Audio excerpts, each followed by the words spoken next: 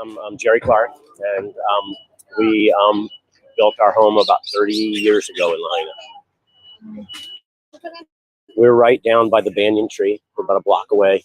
So, I mean, that's where the fire was kind of the hottest, and, it melted everything, aluminum ladders and, everything just is gone. But the morning of the fire, we had quite a bit of a windstorm. So my wife came home from work. I stayed home from work because we just knew with the wind it was going to be trouble that day. So we stayed home, and of course we were expecting wind, but not a fire, and not even that much wind, because I've never felt that much wind before.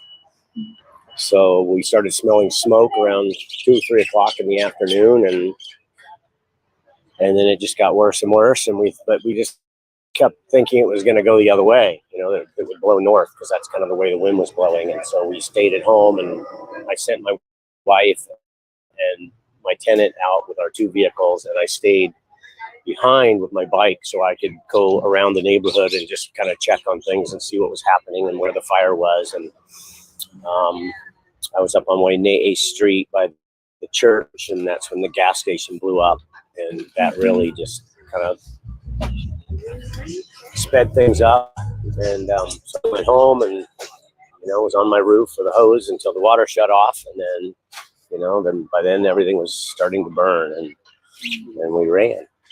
We just got out with our clothes, and you never expected it's gonna, we thought we were leaving for a couple hours and coming back, and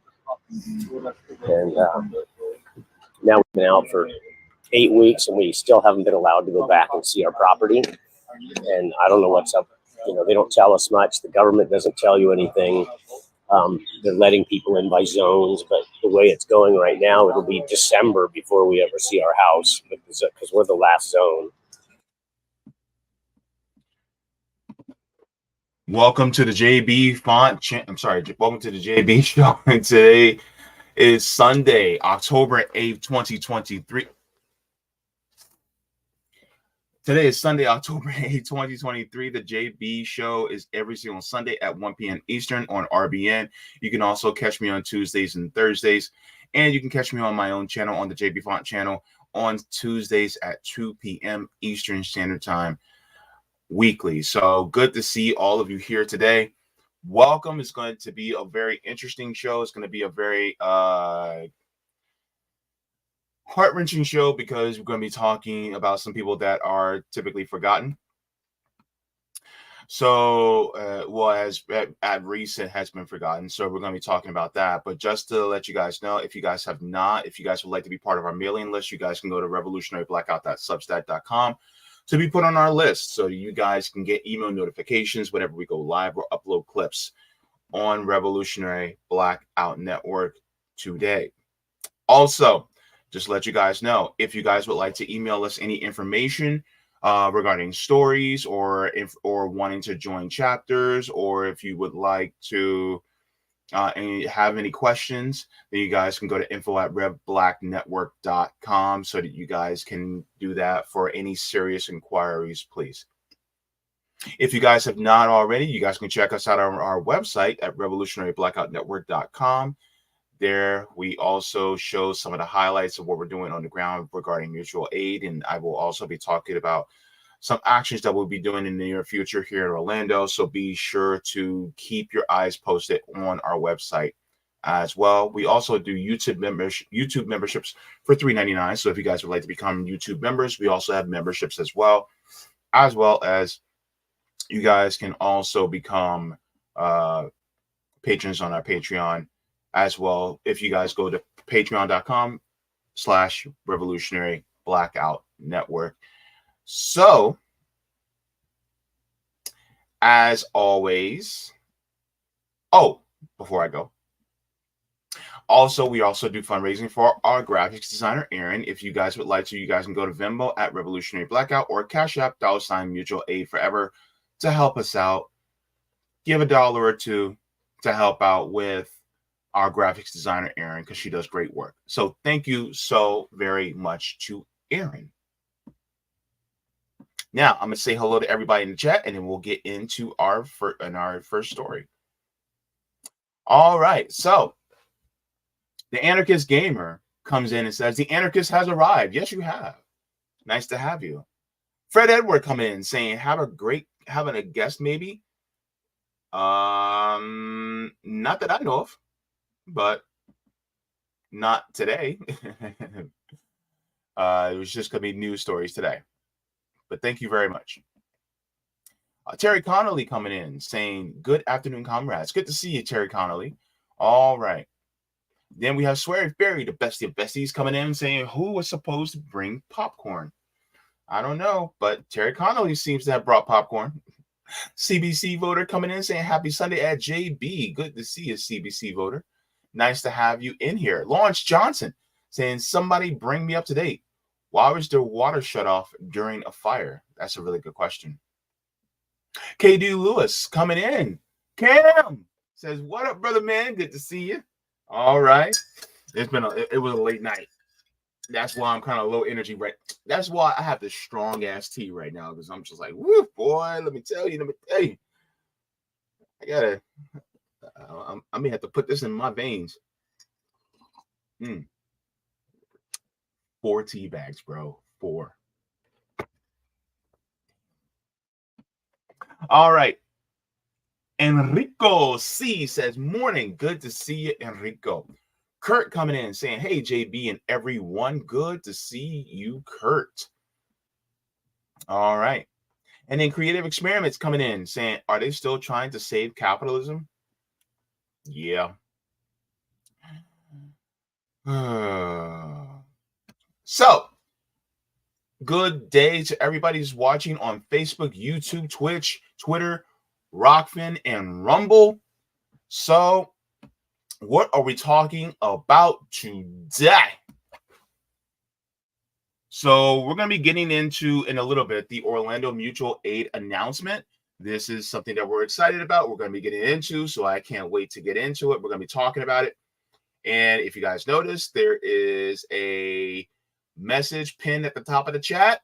So if you guys want to start donating, you guys can start doing that now. But we'll be talking about exactly what we'll be doing. Also, the primary story that we'll be talking about is Lahaina, ongoing tragedy. So these are forgotten people. It's like a lot of people are not even talking about Lahaina anymore. Very few people on independent media are talking about Lahaina. So I want to make sure that we keep this in our minds. So I'm going to be talking about it today. So the original video that I was sharing at the top of the hour was basically talking about how a lot of people, how much they've lost during the fires in Lahaina. That's more specific Lahaina, the surrounding area of Maui and Hawaii. And so a lot of people who have lost a lot are now dealing with the aftermath. So the tragedy wasn't just the fire. The tragedy is also the people who just now have nothing. And there's really not much being done for them in the state of Hawaii. There's nothing much being done for them as far as the United States.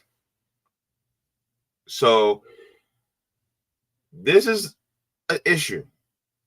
And I'm going to juxtapose it with another issue that the country has been, well, the government, I should say, has been quick to respond to. You guys know where I'm going. And so it shows a disconnect from the people. So first, what we're going to do is we're going to go to, let me share my screen again.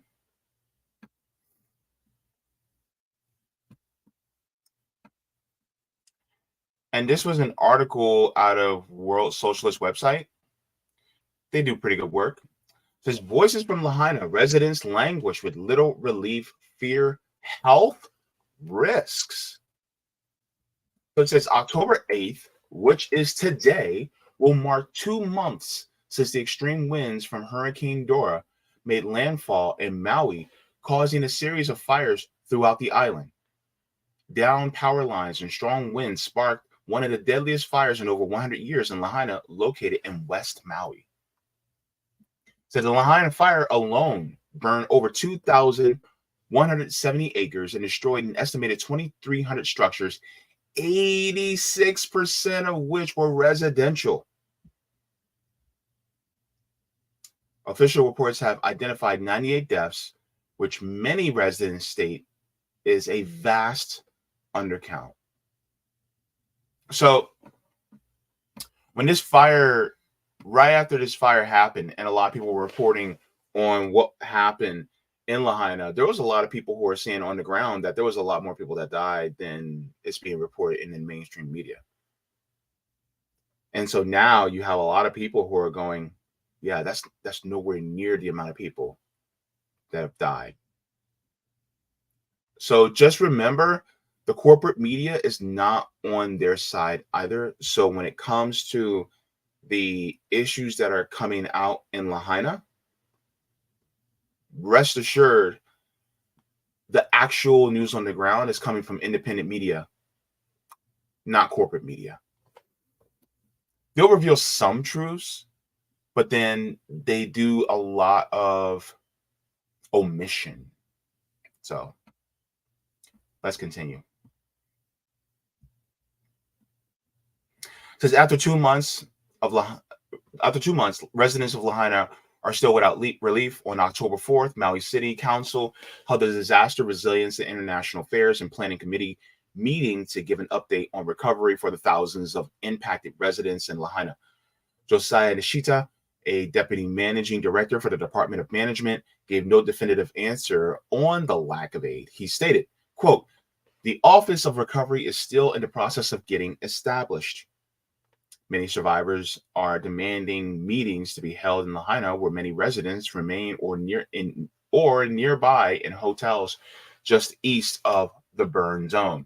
Although the meeting room was largely empty, given the lack of public advertising, those who testified in person or online spoke to the enormous opposition and ongoing catastrophe thousands of Lahaina residents are still facing. Speakers lamented the lack of housing relief, economic impacts, and overall ongoing health and environmental impacts from the fire."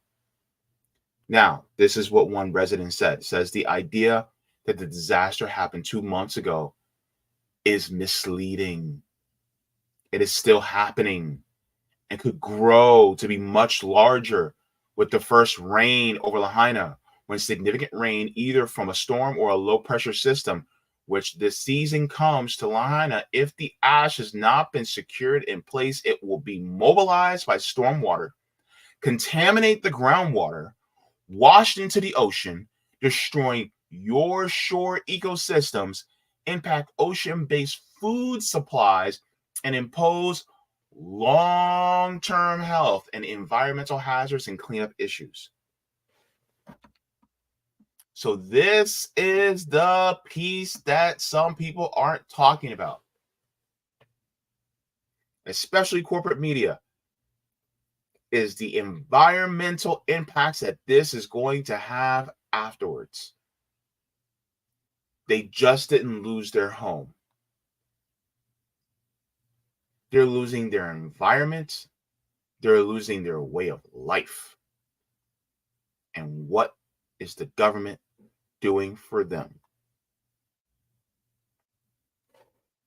Looks like they're not doing much of anything. Looks like they're sitting on their hands.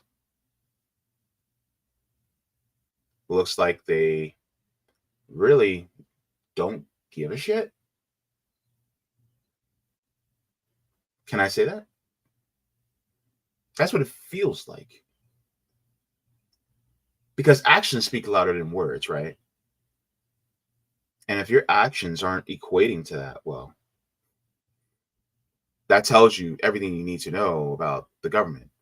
It is not just the Hawaiian local government, but also the U.S. government in itself.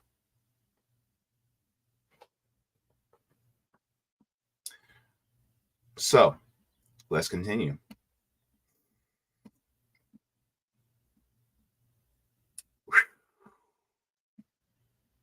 So, World Socialist website had interviewed actual people on the ground. And the first one was from a gentleman named Dan. It says Dan lost his home during the fire. Most of us did not know there was a hurricane going on. Let's stop there for a second. I live in Florida. Go ahead, feel sorry for me. It's true. I live in Florida. And whenever there's a hurricane, even if there's a tropical depression off the coast of West Africa, we know about it. Off the west coast of Africa, we know. We will know a tropical depression or a hurricane is coming within a week's notice. We know. And you mean to tell me that they couldn't give a proper warning to the people of Lahaina? That there's going to be turbulent winds? Couldn't there have been a concerted effort by the local governments to make sure that all the power lines were actually secure on the island?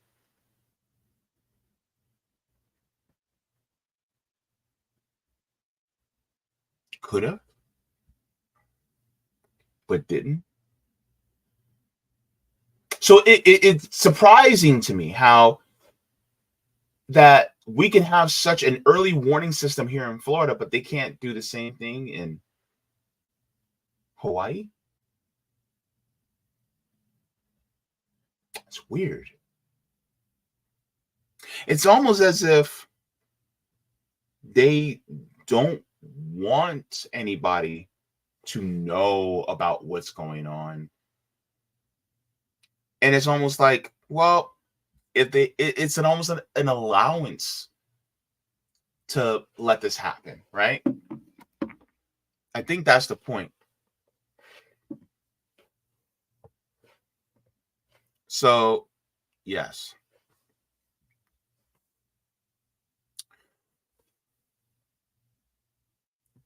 So let's continue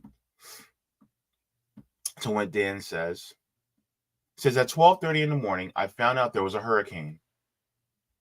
And at 2:30 a.m., the wind started coming hard. These things were flying everywhere and in the back where we were staying.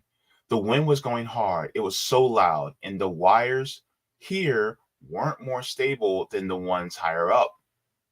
And it was moving. And if this wind wasn't going to stop anytime soon, the poles will be coming down. And that's what happened. He said, I'm sure sometime between 5:30 and 6:15 a.m., before you get to Lahaina Intermediate School, the pole fell down. Wires came off. That started the fire.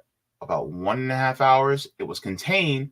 The video I took here was at 6:13 a.m. So let's take a look.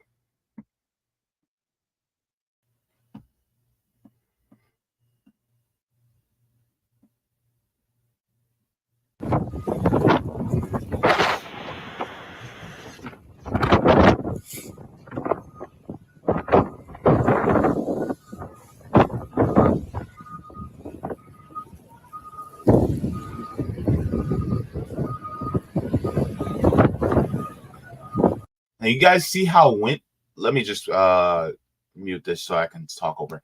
You guys see how windy it is? And they said most people didn't even know there was a hurricane. That's weird, man. That's weird. They didn't know there was a hurricane?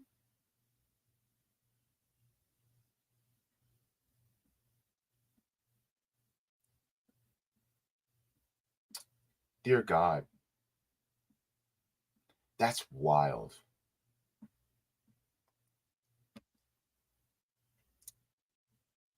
So, it says Hawaii Electric stated that the initial fire sparked by its down power line was extinguished and claims that there was no information about a second fire that would go down on to burn down Lahaina at the base of the hill.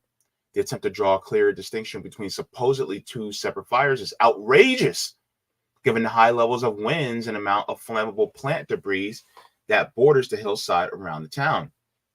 Dan continues, says, objects were flying through my car. I knew something wasn't right because my kids had an appointment on the other side and my 2 jobs were canceled. We headed out towards Kahului. Sorry, Kahului. I'm sorry, I'm terrible with these names. My apologies. Because there's no wind over there. In 30 minutes, we got up there. People were scrambling. People were saying, I didn't get a call. My dogs were locked in the house. The Ma'alea on the other side of Lahaina. They shut down the road so nobody can come into Lahaina from this side or that side. I wasn't ready with my documents. I needed to get my 2 dogs since they locked sorry, Ma'alea. I went around to the other road. It was so busy. 2.5 hours later, I reached Kanapali, and it was locked down. I was about 20 yards away from the fire when I got up here to get my dogs and my documents. I was so glad I didn't get stuck in town that I did not go to work. They canceled work at both of my jobs. I would have been difficult to come up and get my stuff. Most of the people down in town did not make it because of the gridlock.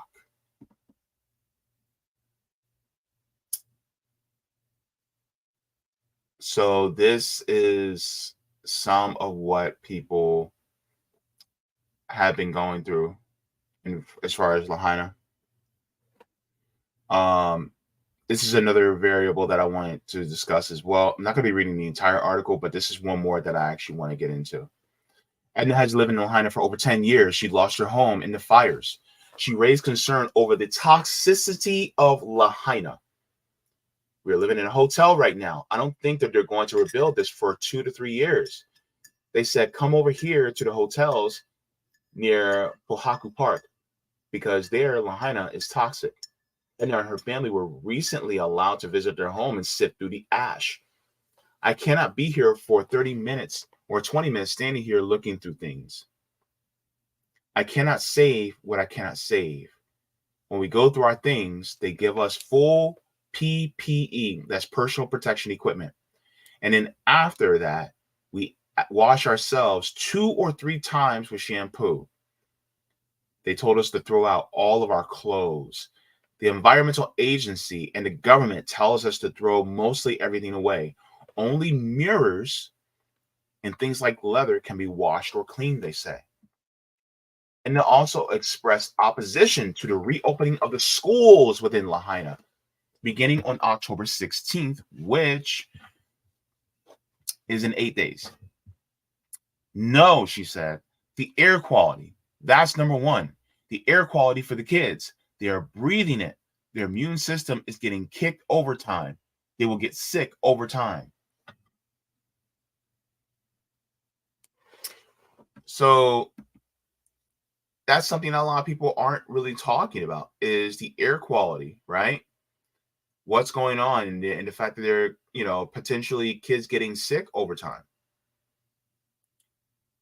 And these videos are really showing the human element. And I just wanted this, it'll be my final video, but I want to share this as well. Yeah, I was at my house. I was just taking a nap, and then my mom, she just woke me up. She just like took me and my family into our neighbor's car because we didn't have a car. It's kind enough for our neighbor to like help us, even though he had his own family. He's still kind. Yeah. So and then we were late to evacuate because I live up Lahaina Luna, so when we went down, the fire was already like up at the parking, not parking, the park up there. Yeah.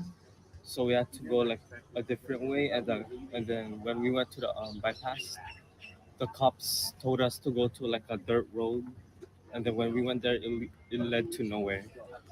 But we found our neighbor, found like a trail that goes down to the Kamehameha Golf Course over there somewhere. I think that's the name of it.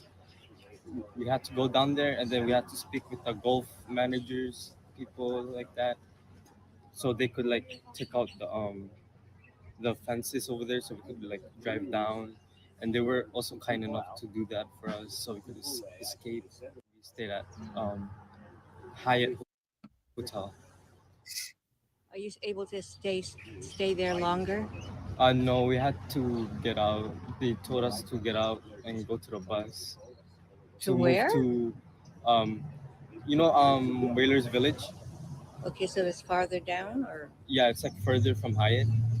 We had to walk all the way to Whalers Village, and then there was a big line for people who evacuated, and then we had to wait like 20, 30-ish minutes just for everyone to get on the buses to go to Kahului.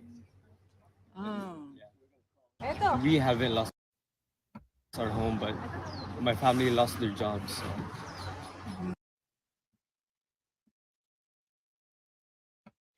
I'm stuck on the fact that Hyatt Hotel told them to get out.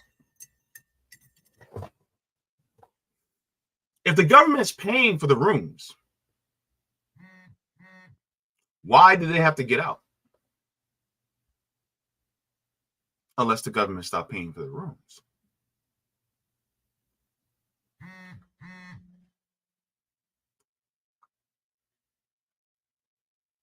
It just,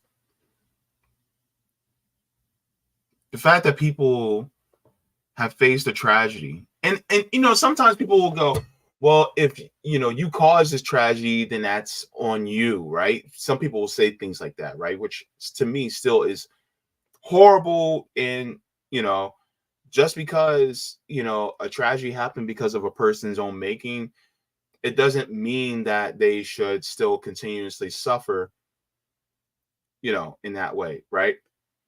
But this wasn't even a tragedy of their own making.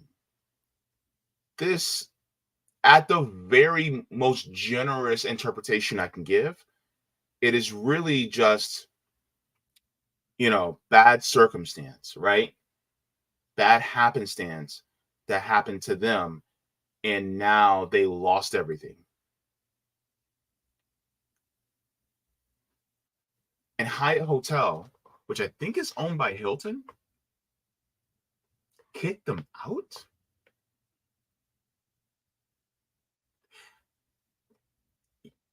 Some of y'all wonder why I'm a communist.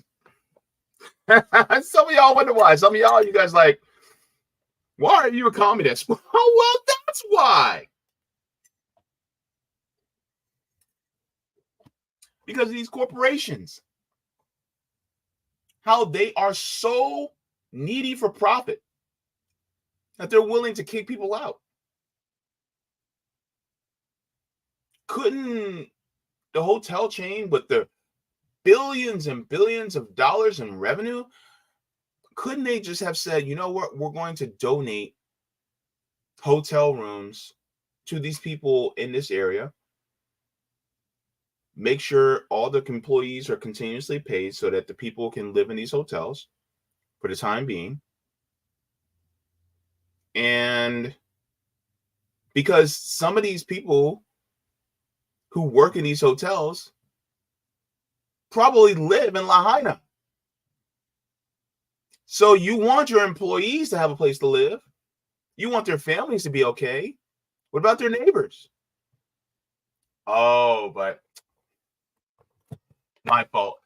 They ain't got the money. It's sick. And it's sad to see what people are going through within this state. And of course, we all the time, we talk about what Jackson, Mississippi is going through. We talk about what Flint, Michigan's going through. And they're still suffering. And some people will be like, well, the government gave them money. It's just, it depends on the state.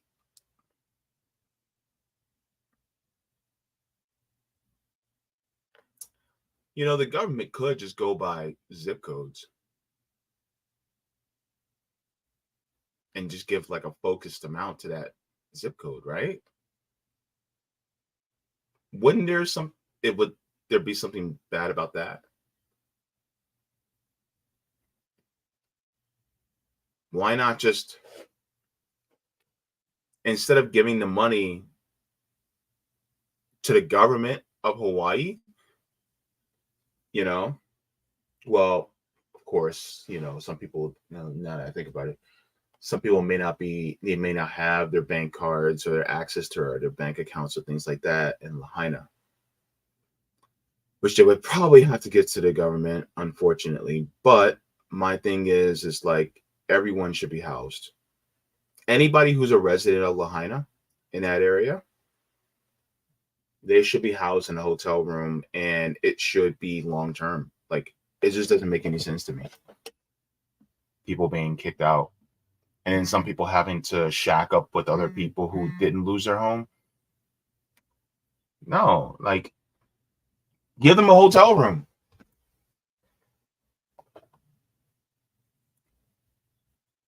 You don't want to overburden other families too. Like, yeah, they're trying to help out, but when you have a government that has billions and billions and billions of dollars, why are you placing all the responsibility to take care of the people on the people within the neighborhood when we literally can just pay the hotel to house the people temporarily until things get rebuilt?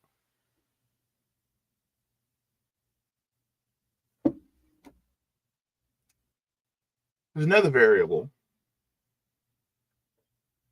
that really got on my nerves. Nick and CJ went live yesterday, and they were talking about the recent surprise attack that Hamas and the Palestinians did against the Israeli forces, the illegally occupying Israeli forces, which was a good thing because the Palestinians need to fight back against these illegal occupation within their country, right? And I see the Palestinians as freedom fighters fighting for their land. But then somebody like Netanyahu got, in front of the cameras and said, we're declaring war on the Palestinians and this is an act of war and blah, blah, blah. Even though they've been declaring war on the Palestinians for like 76 years. So what else is new? But what got me mad, not surprised, but mad, was this. U.S. President Biden approves emergency military aid package to Israel worth $8 billion. The Israeli military says that the fighting still continues in 22 locations in southern Israel 12 hours after Hamas militants carried out a surprise infiltration. Here's the problem. It's taking how long to help the people in Lahaina? It's been 3 months now, right? I turned on YouTube at 8:30 a.m. yesterday morning, and I saw Richie Medhurst, friend to my channel, saying breaking news. It was a early morning attack by Palestinian freedom fighters against Israel that the Israeli military and intelligence had no idea about. And so I watched. And then within hours, boom, $8 billion in emergency aid to Israel.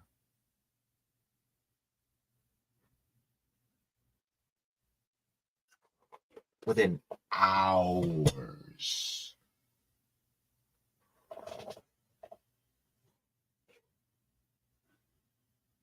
The illegal occupying militant Israeli government can get aid within hours.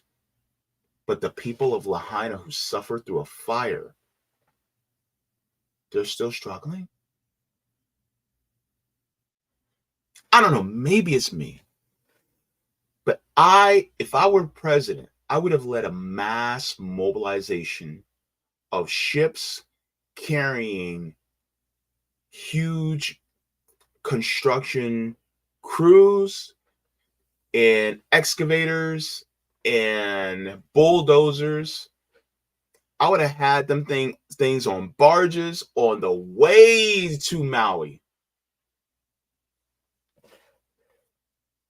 Cleared out all that debris. And then taken a few $1 billion and then go to each person,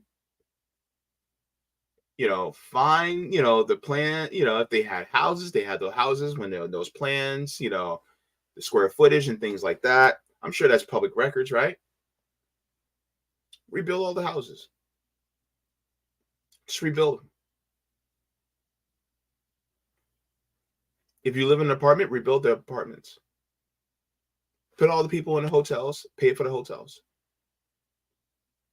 Give them all Medicare for all, Section 1881A of the Social Security Act, and that allows the president to have powers to be able to give residents of a specific area Medicare for everyone because of a disaster.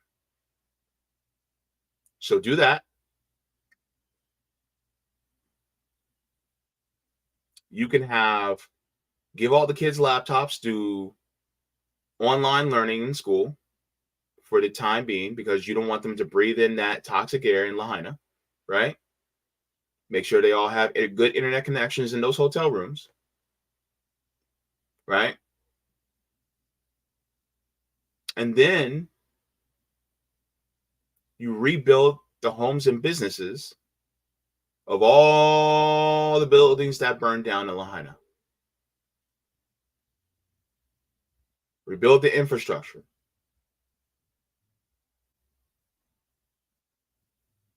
And then when you get about 60% of the way finished,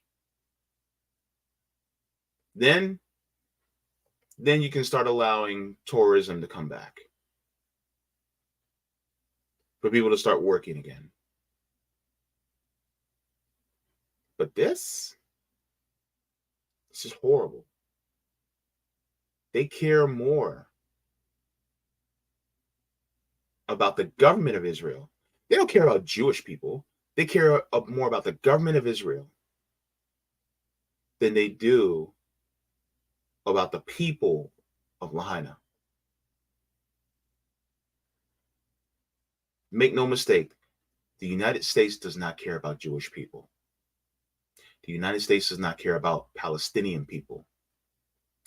The United States doesn't care about Hawaiians. You Ohioans, they don't care about you in East Palestine. You think the United States government cares about you? No. Those of you who are Michiganders, especially those of y'all in Flint, they don't care about you. You Mississippians, especially y'all in Jackson, the United States government doesn't care about you because it's full of a bunch of people that get paid to not care. It is full of a government full of people who get paid to look the other way while you suffer.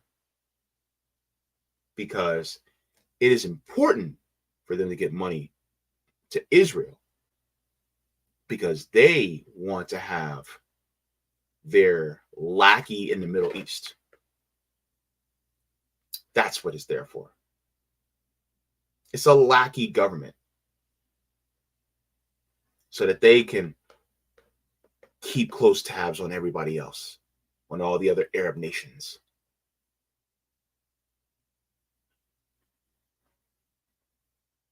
Because the military-industrial complex, by means of the corporations, deem it so.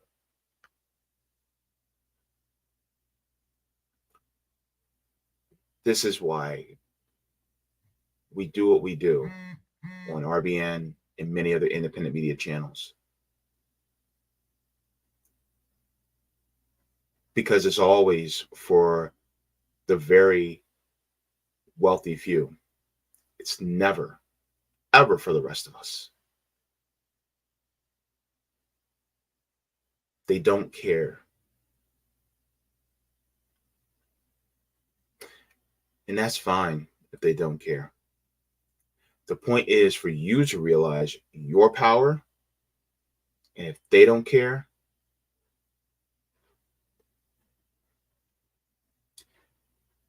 then we toss them out. This is what building dual power is. And I'm not talking about voting. No. I'm talking about literally throwing them out.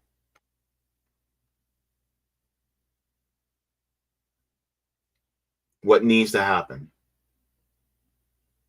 is building dual power. And that's one of the reasons why we're so focused on mutual aid here. To build class consciousness, to build worker solidarity with each other. Because once you do that, then you have a community that comes together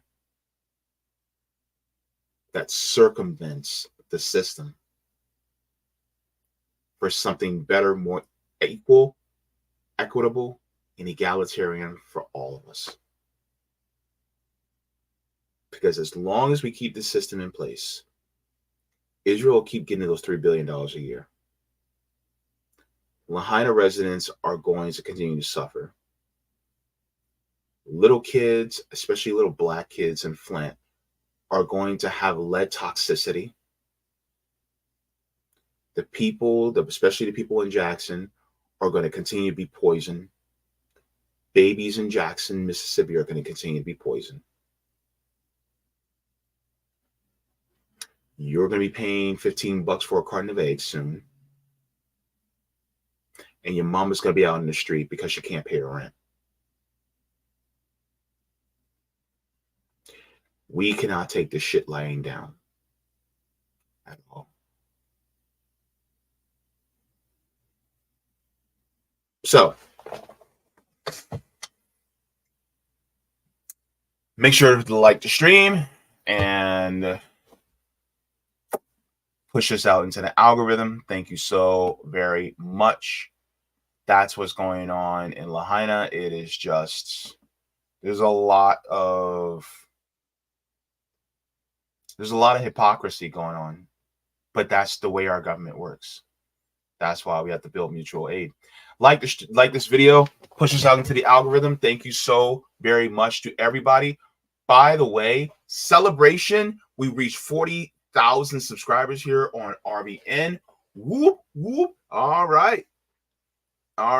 So we're on our way to 50,000. Once we get to hit 50,000, then we'll do a real legit celebration. But yeah, this is why we put in RBN to 50K, because we just hit 40. We got 10,000 subs to go. We're on our way, baby. We're on our way. So if you guys have not, then if you guys would like to, you guys can donate to our graphics designer, Erin. She does great work. You guys can go to Venmo at Revolutionary Blackout or Cash App $ mutual aid forever. And thank you so much to all the patrons on Patreon at Revolutionary Blackout Network, as well as anybody that contributes to our GoFundMe or anybody that does memberships as well. So thank you. Let's go to the chat. All right.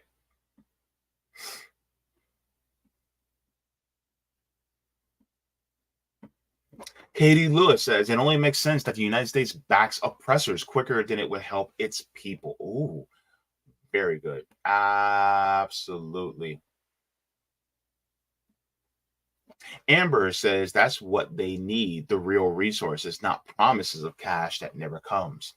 Absolutely. What do you guys think about my ideas of, just mobilizing resources and sending them on a barge to Hawaii to help out the people in Lahaina? Like send like construction crews over there to, clear the land and then, have them completely just rebuild from scratch everybody's house. You know what I'm saying? Like you get the same square footage and everything, right? As the home that you had before, but everything's brand new, right? From the foundation and the plumbing all the way up to the roof, right? Everything brand new, including appliances, everything, right? And then when it comes to furniture and all that stuff. Do an estimate of how much you guys had in furniture and stuff like that, and then give everybody a voucher so they can order their furniture and all the things they need, toiletries, towels, bed sheets, clothes, shoes, all that, right?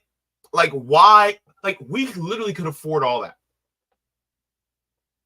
We literally could get that for all the people in Lahaina. And here's the crazy part. It's not a handout because those people in Lahaina literally pay taxes.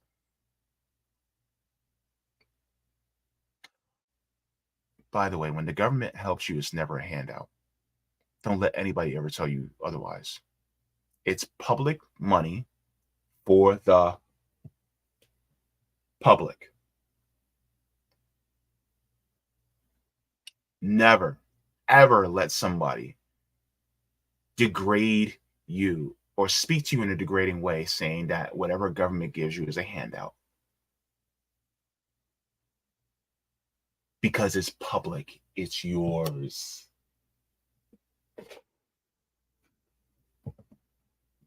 Anywho, Creative Experiment says Home Depot is paid by the federal government to stay open during an emergency. I'm sure there's a Home Depot out there. I'm sure the government can actually just give them money and be like, look, just open your doors and let these people, buy whatever they want from your stores. And the Home Depot will be like, okay, cool. You guys are just guaranteeing the funds of our entire stock. Okay. People can take whatever they need. I don't know. It just sounds so logical to me. Good to see everybody that's in the chat.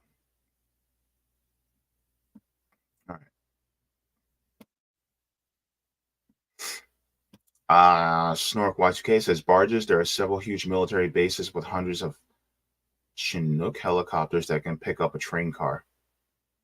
That too. Like, look, hey, I'm open to that too.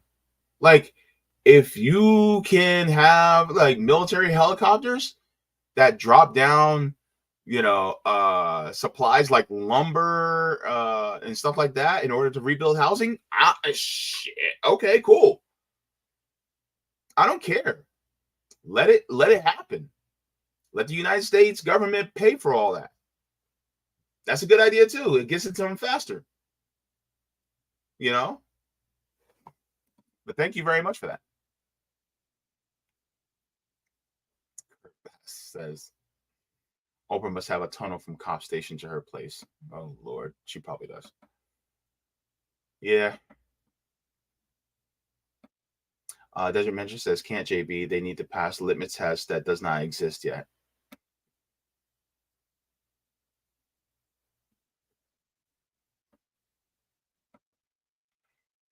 Oh my gosh. Mastermind Hour says Israel runs Washington, D.C. through blackmail, and anyone telling you different is already compromised. Oh boy.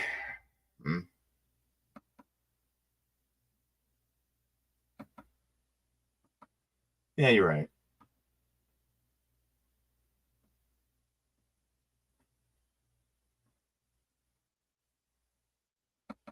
Let me see. Drab says they don't care about these black kids. Nope, they don't. That's why RBN exists.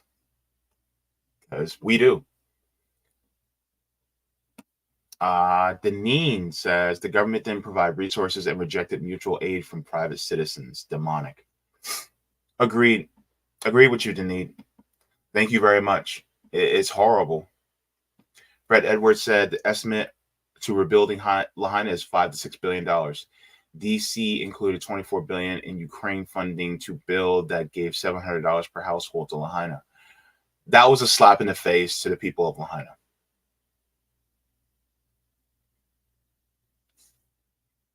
You can, and if it takes $5 to $6 billion to rebuild Lahaina, and $8 billion just went to Israel.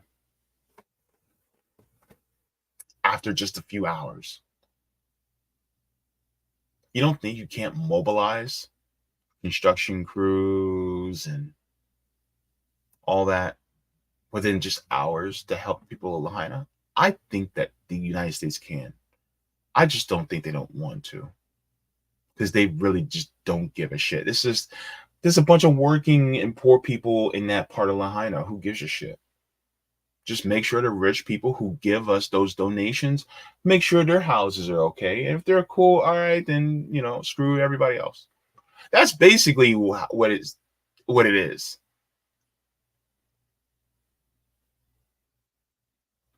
Throw them 700 bones.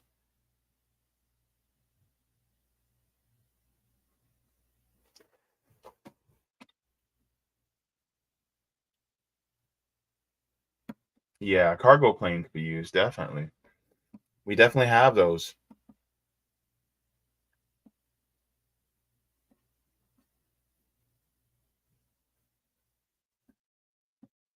Rulan says, imagine all the evidence being destroyed while locals and all are restricted from the burn zone. Yeah, that's also a really good point. Good to see you, Rondo. Let's check the rock. Check the rock. Make it a better place for you and for me and the entire human race. I don't know why I put it that way. Gosh, I'm so tired. Look, I'm exhausted.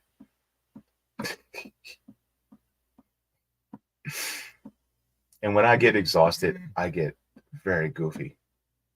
All right. So thanks for the tip on Rockman Roger. He says, Congress so quick with the pen to sign the checks that they cut to be sent abroad to prop up other campaigns, military campaigns, and secure the sovereign resources of the countries, not for our sake, but for the sake of the American big business. Yet when it comes to their own constituents and American people regarding healthcare, infrastructure, education, worker co-ops, permanent housing, or our check lost in the mail. Thank you so very much. Not your grandma. Catastrophe around every corner. Not you news. Same old plays melt into slimy black holes nobody can believe, like bad movies in a series of demons. Thank you so very much for that. Roger continues, says, kicking people out of hotels, just like what Larry was talking about, how New York State taxes used to pay hotels to house native New Yorkers because it's a New York State problem. But migrants, that's a federal issue, which means federal taxes. That's free money from the feds. So instead of using New York State taxes, they use the federal money. But that means they have to kick out native New Yorkers to make room for migrants because they're homeless. However, there's good news on the horizon. Newsom trying to get that progressive vote for his geared up run for president. However, like I always say, actions begin in the States. So so Newsom signs the, see, it's paywall. All right, hang on. I know how to get around. I can get around paywall. I can do it.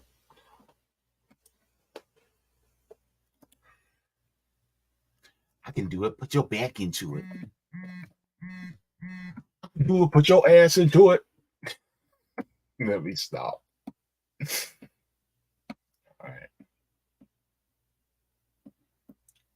All right. So it says Newsom signs bill advancing universal health care, vetoes insulin price cap. What? All right. So Roger, what I'm going to do is I am going to put the link to the non-paywalled article that you just shared with me. So now you have it non-paywalled, so you don't have to deal with that. All right. Okay, so continuing on.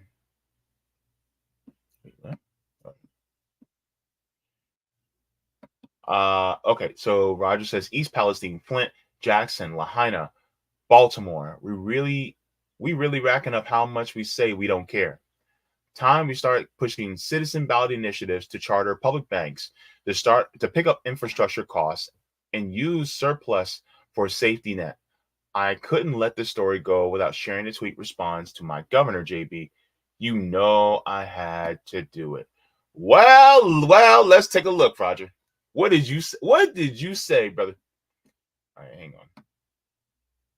Oh my goodness. Let's share, because I just want to see. I want to see. I'm nosy like that. Okay. Let's enlarge. Boom, boom, boom. Roger says the Israeli government are occupiers and colonizers of Palestine. What happened yesterday is what the Israeli government does to Palestinians on an everyday basis, and yet are never held accountable. America is okay with this because that's exactly how they got this country. Happy Indigenous Peoples Day. Oh yeah, that's tomorrow, isn't it? Indigenous Peoples Day?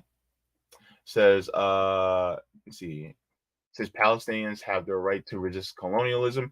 Palestinians have the right to resist occupation. Palestinians have the right to resist apartheid. Palestinians have the right to resist displacement. Palestinians have the right to live with dignity in their own land. Beautiful.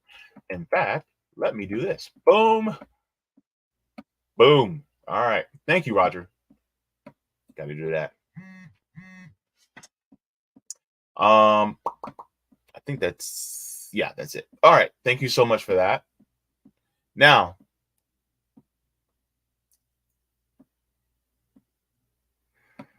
ooh, Deneen, you ain't saying nothing but a word, sis. By the way, I like your hair. It's fire. After Flint, Jacksonville, East Palestine, and Lahaina, I can't comprehend how anyone could believe the government cares about American citizens. Woo, you speaking the truth, Deneen. You speaking the truth. All right. Now, what are we going to be talking about next?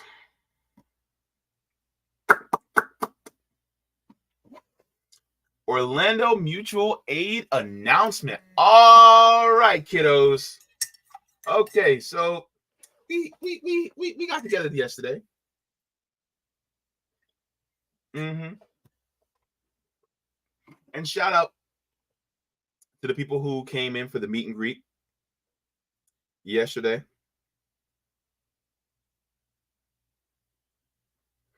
And so I just want to shout out the people who came by to meet us when we were at the Drunken Monkey Coffee Bar. Because we go to local businesses. We ain't going no damn Starbucks. Now, however, I do hope the Starbucks workers unionize. So I'm just saying that. But shout out to Jen and Durga. Thank you so much for showing up. In addition to our regular crew. Looking at you, Cam. Looking at you, Sabiha. All right. So what we're doing is we are having a fundraiser for a new action that we'll be doing.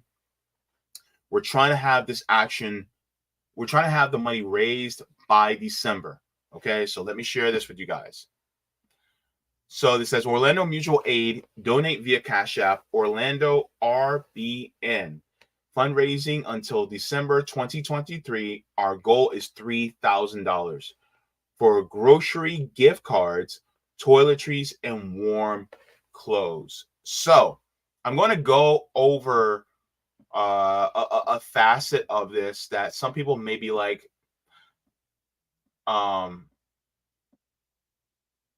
gift cards? And because some people, don't really necessarily see like why we're doing it this way. And I'm just going to give you guys a thorough explanation as to why we're doing it this way. So of course, like a couple weeks back, it was like 2-3 weeks. Been like 3 weeks, hasn't it? Where we did the action here in downtown Orlando and we gave away toiletries with the RBN Orlando chapter, mutual aid chapter. And so one of the things that we did, and it's something that I always recommend for people to do, is to ask the people who you're serving what they need. Don't always just assume, ask them what they need. And the number one thing everybody asked about was, you guys got food? Now, in Orlando, there's city ordinances that they will either fine or arrest your ass if you serve cooked food to the homeless, especially within the city of Orlando. It's horrible. I hate it. And I know organizations like Food Not Bombs, they go through this all the time, right? I think they have the infrastructure and apparatus to deal with this more often. We're just starting and getting off the ground, right? So to combat that or to circumvent this, that's why we democratically decided for gift cards. So you can go to the Orlando RBN Cash App. It says, why grocery gift cards? Number one, people can get warm meals. So here's the thing a lot of people don't think about. You give a sandwich, you give some chips, you give a protein bar, you give these things to people who are homeless, which is nice. But how often do they get a hot meal? They don't get it that often. So if this is a way for us to get, a grocery gift card, maybe a Publix gift card or something like that, where they can go into the store, use that gift card to get hot food so that they can eat something warm. Why not? Why not? Right? And you know what? One of the things that gets on my nerves is the phrase, beggars can't be choosers. And they'll say, well, this is like, for instance, okay, I got this from my dialysis because one of the guys, patients with dialysis, he'll give this stuff away. But like, they'll give you something like this, right? Right? They'll give you a bag of Cheetos or whatever. And then what ends up happening is it's like, yeah, something that's low in nutritional value that doesn't really fill you up. And not to, knock anybody, but if that's what you can do, then that's what you can do. But if you can do something better, then why not, right? These are human beings, a hot meal is important. 2, respects dietary restrictions. How many people out there are actually diabetic? How many people out there are dealing with different dietary restrictions? Some people may have religious dietary restrictions.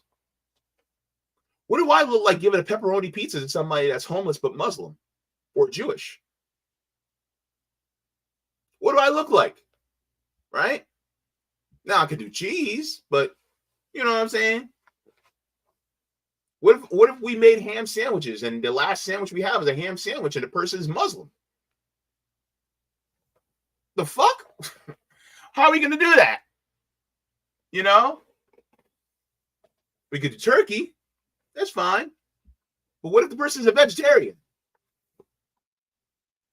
You'll be like, well, beggars can't be choosers. You can take it or leave it. No, man. We try to meet the people where they at. So guess what? Here you go. Gift card. Go to Publix and go and get what is right for you. I believe in giving choice to people who are living under duress, but giving them a real choice, not just, well, you either take this or leave it. No. How is that giving them dignity? I think that's something that people really need to recognize in their minds and hearts. When you look at somebody that's houseless or homeless, are you willing to give them that dignity? Let's continue. Let's people buy food consistencies based on their dental health. Some people ain't got no teeth. Some people got bad teeth. Some people got sensitive teeth. What I look giving a hard ass protein bar to somebody that's homeless that may be using dentures, or they may be having a few missing teeth, or if I'm giving them potato chips, right? And those are a little too hard for them to chew. How is, that's not fair. You got to think about people like that too. And most of the people that we were serving when we did the action a few weeks ago were boomers. Boomers. Gen X and boomers. They're older. You got to be cognizant of that. Number 4, allows people to get the food of their choosing. People are like, well, beggars can't be choosers. Guess what? We're allowing them choose because we want them to have dignity in the choosing of what they want. I'm not going to sit there and go, well, they're going to have this as if I'm their father. I'm not their daddy. No. And even if I was their daddy, how many of you parents ask your kids, okay, what do you want? You guys go through the drive-thru. What do you want? You guys give that dignity to your kids, but you won't give that dignity to somebody that's houseless or homeless? Like, I understand that some people, they can do what they do and they offer a few choices when they cook, something like that. That's fine, right? And I firmly believe in that too. But since we don't want to get arrested and I don't like the police and I don't want to deal with their ass, well, then this is the next best thing. And this also allows people who are homeless to be able to choose what the hell they want. If they want to go and get a public sub, whether it's a hot sub or a cold sub, they can get that. If they go to Publix and they want to get themselves some rice with some collard greens and some fried chicken and a Hawaiian roll and get one of them Publix, raspberry teas, well, okay, cool. I'm down for that.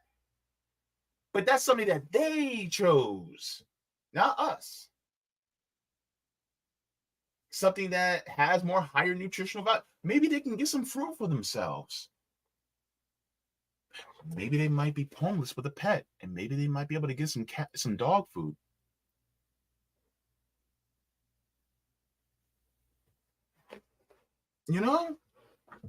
It's dignifying the people who are our neighbors, where their dignity has been stripped away. I think that's important.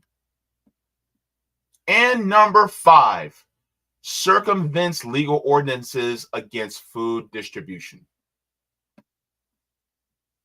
Like I said, in many cities and in many counties, they deem it illegal to distribute food. So what do? So this is why this is one of the number 1 things that we are pushing towards. This is why the number is as high as it is, because number 1, we want to double the number of people that we help. Number 2, the gift cards are going to be the bulk of what we are doing for the people on the ground. And we'll also be continuing the toiletry packages, the care packages, because that was actually a big hit with the people, because that's something that they need. And also, we'll be building class consciousness, getting our faces out there so that people recognize, okay, they're here to actually legitimately help out the community.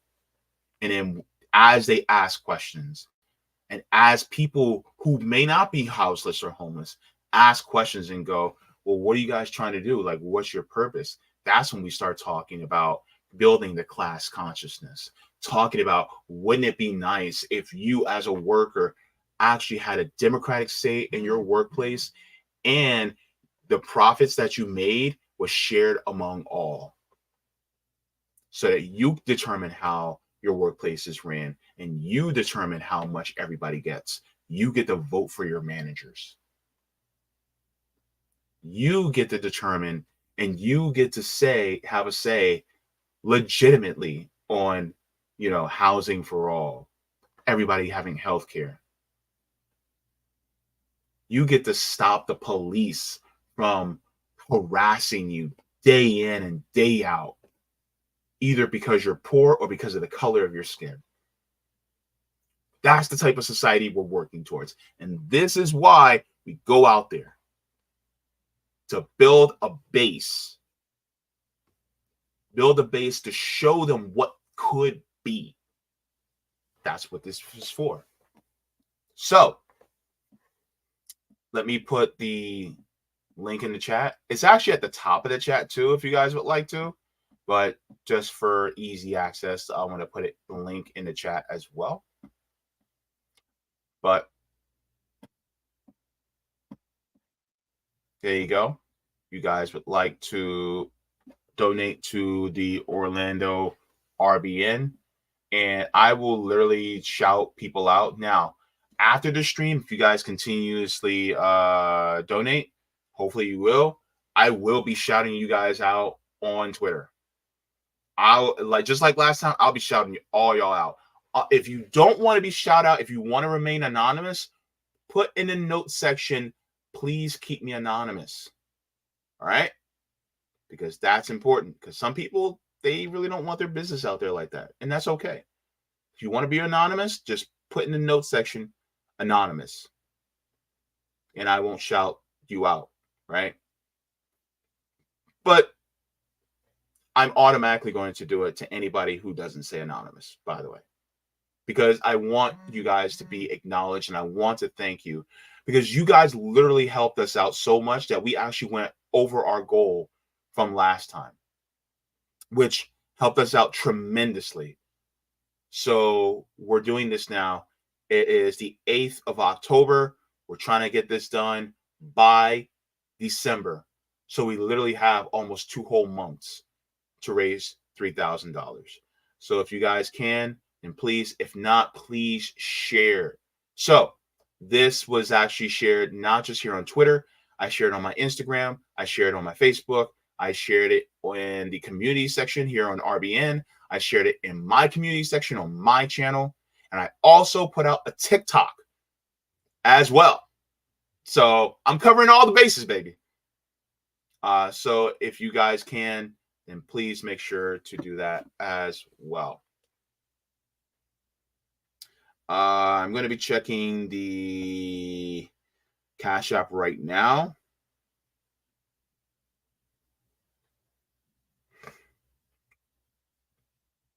Okay. All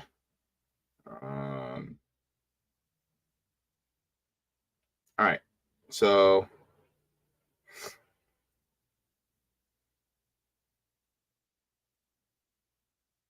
thank you so much to William for the $20. So thank you so very much. You just helped us and got us started. Appreciate it. So we're on our way. We definitely are. So thank you so very much. So once again, if you guys have not, you guys can go to Orlando RBN to donate to this. If we can get, let's say, before I end the stream, if we can get to like $200, I think that'd be awesome. We can get like almost 10% of the way there, like 8% of the way there, 7.5% of the way there. I think that'd be awesome. But yeah, so far we're at $20. I wonder if anybody went on any of my other. Let me check this really quick. Because then, transfer, Sorry, guys, if I'm taking a little bit of time, but I'm just checking these things, and these things, my phone's not as fast as I would like for it to be. I need a new phone. Oh boy, being broke sucks. Okay, no, that's there.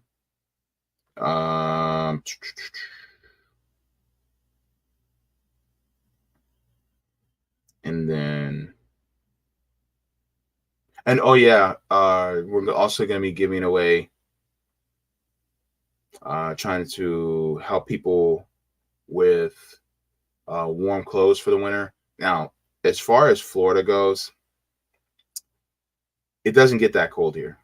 It stays hot most of the time throughout the year. So, as far as people who are, as far as it getting cold here, like a majority of the winter, it'll be between the mid to high 50s. Majority of the winter, you'll get some days where it dips down to like 35 degrees.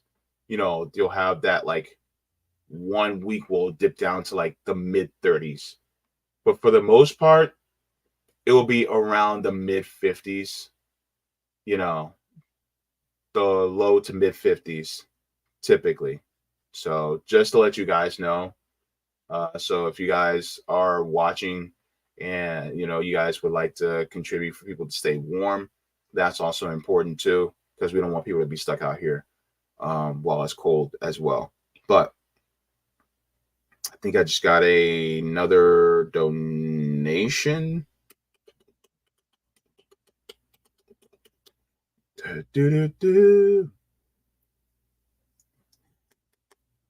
All right. Meme Lord. Oh my goodness. All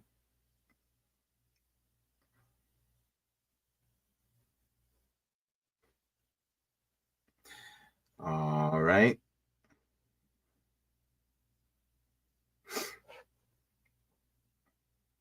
So that. Gosh.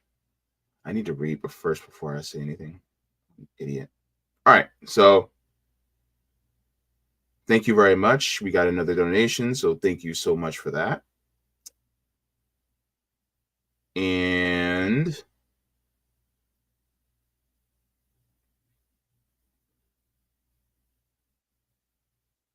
all right. And what I'll do is RBN Live. Then I'll be back to talk about this, because there's, more people typically that are in. But yes, like I said, if you have not already, then this is what. Let me put this down. This is what we're going to be doing by December, because we're trying to get this done so that we can help more people as quickly as possible. So, yes, Orlando Mutual Aid. And if you guys would like to, you guys donate at $Orlando RBN, fundraising until December. And our goal is $3,000 for grocery, gift cards, toiletries, and warm clothes. And please do not think that your $1 donation is too inadequate. It's not.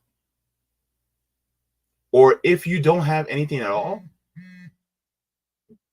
you can just share. Just share it. That's fine. I don't care. Share it. Let's just let people know. Use your voice, because that's what matters. And I think that's something that a lot of people, they may feel like, oh, well, I don't really have enough to make a significant impact. You don't have to. Even if it's $1. Okay. I'm going to give you the same amount of excitement for that $1 as somebody that gives me 100, because that probably was your last dollar. Now, make sure you take care of yourself first, but if you have that $1 extra, that's what I mean. So, all right. So, I got to head out because I'm hungry. And that smoothie that I had, it just didn't hit. So, I got to find something to cook. We'll find something. Whatever. Anywho, so thank you so very much to everybody for tuning in. You guys are amazing. GV Black says, may be wise to know other ways to donate to fundraiser, JB, like your Venmo with a note. I'm trying to stay away from my Venmo because, I want it to go straight to the Revolutionary Blackout Orlando chapter.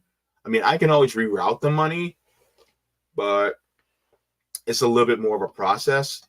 I probably need to create a Venmo for the RBN Orlando chapter. I can probably do something like that, but yeah, that's a lot more stuff that I have to do. But yeah, but thank you very much. Yeah, I'm gonna have to do that soon.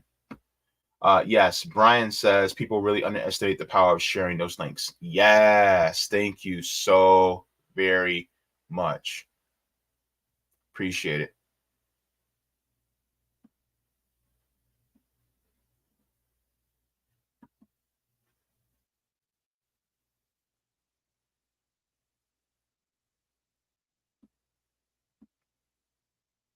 Creative Experiment says a map of all the free food centers will be great. Yeah, that's a good suggestion too. Katie Lewis says them cold nights can steep on you though in the winter though. Yeah, they can. They sneak up on you, especially if you don't have access to the news and the weather. All right, so Roger Meadows, thank you so much for the super chat. He says mutual aid to find the homeless permanent housing. Yeah, that's another thing. And we're having some conversations about ballot initiatives too, Roger. So just to let you know, we're having some conversations among our group about that too. So we got some things we're trying to work out. So thank you very much for that. All right, everybody. I'm gonna head on out. Hang on. GV Black says not an easy solution to make a new Venmo or reroute payments from your Venmo to Cash App. Undoubtedly revolutionary backup, but more ways people can donate will increase fundraising. That's true. Yeah, you're right. Of course. Yeah, you're right. So yeah, that's something I'm gonna have to look into. But yes, I gotta get going because JB hungry. JB be hungry. All right. So thank you so very much to everybody for tuning in. Look, like I always say, water your plants, water yourselves, leave the world better than you found it. And when it comes to people who are homeless or houseless, give them dignity. And if you encounter somebody that's homeless or houseless, even if you don't have anything materially to give them, acknowledge their presence. Even just a smile, if you feel safe, right? Or just a kind, hello. Don't let them feel invisible, because that's what people do all the time, right? I think that's important.